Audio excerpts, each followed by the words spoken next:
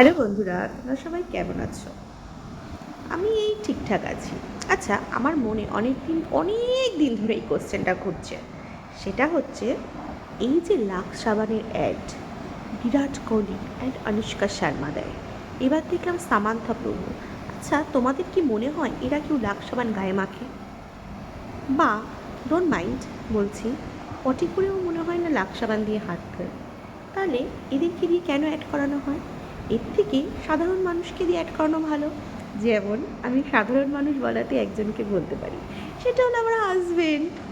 যেমন তাকে তুমি যত দামি সাবান দাও, যত ভালো সাবান দাও, ব্যাক টু দ্য প্যাভিলিয়ান, সে লাক্স সাবান ছাড়া গায়ে কিচ্ছু মাখে না।